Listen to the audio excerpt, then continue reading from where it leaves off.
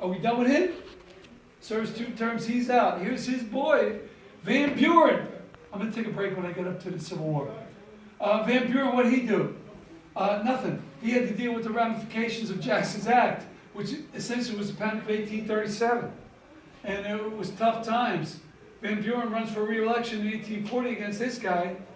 What's significant about the 1840 election, it was a huge, rambunctious election with a lot of participation. 80% of the populace voted. And they all got involved, Log-Cider campaign, they call it. And this is the first Whig president comes in, and he goes out because old Tippecanoe was too old. He died after a month, right? But it was Tippecanoe and Tyler too. And Tyler replaces him, but Tyler was just a Democrat in Whig's clothing. He was only on a ticket because he was a Southerner and he wanted to appeal to those people. So when he gets in office, he can get nothing done. And in fact, even the question whether or not Texas wanted to join us. Texas had broken away from Mexico in 1836, back here. And by 1844, they were ready to join on. And Tyler says, well, let's let the next election decide that. And that was James K. Polk, young hickory. And James K. Polk was Mr. Manifest Destiny, a true expansionist. And Texas did get added on because Polk wanted it added on. And Polk also lowered the tariff. He settled the Oregon dispute, because we had joint occupation with England, and he acquired California. How to do that? On compromise by 1850. No. He was dead by 1850. He did it through war with Mexico, the Mexican War. He goaded them into war by sending troops down to the Rio Grande, past the southern border, past the Nueces River, is what is he? Are you taping me? Yeah. My God.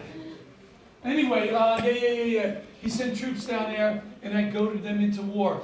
The Whigs were against that war. They saw it as a slave owners' war, just to extend slave territory.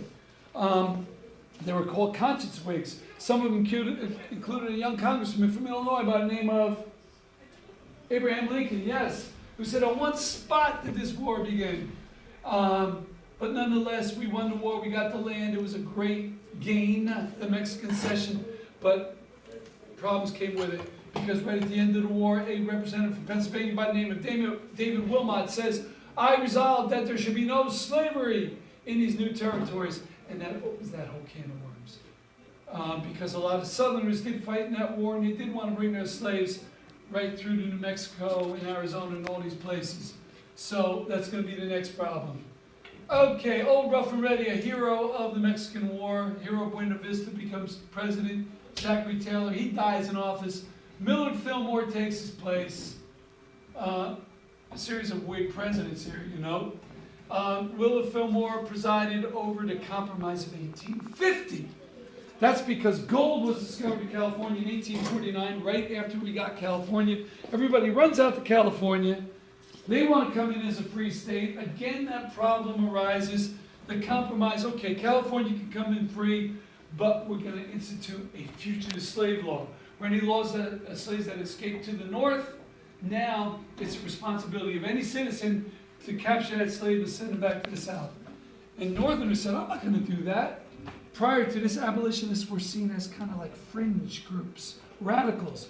But this reignited abolitionist fervor against this law.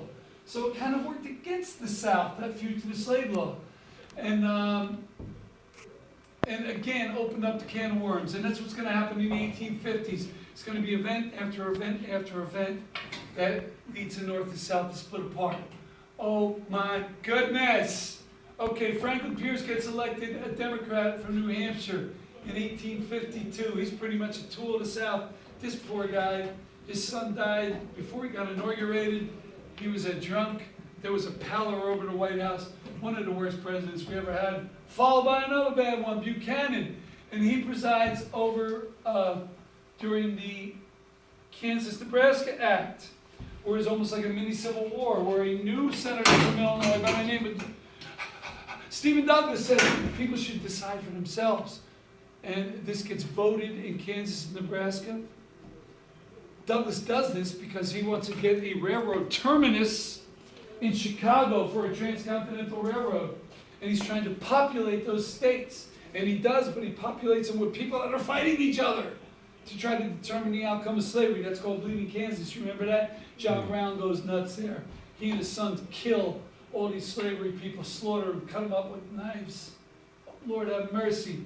In 1856, the Kansas-Nebraska Act gets passed, and that gives birth to a new political party, the Republican Party, because the Whigs had split apart over the issue of slavery.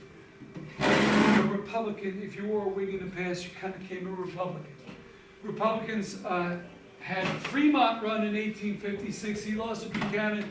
But in 1860, they elect Abraham Lincoln, right?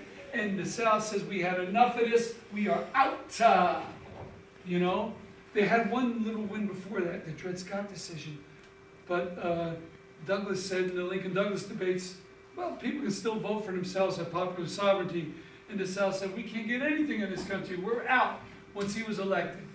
And then 7 states seceded after he elected, and 4 more states seceded after Fort Sumter, after South Carolina opened fire on Fort Sumter in Charleston Harbor. And ladies and gentlemen, the Civil War was on, and I'm going to take a break.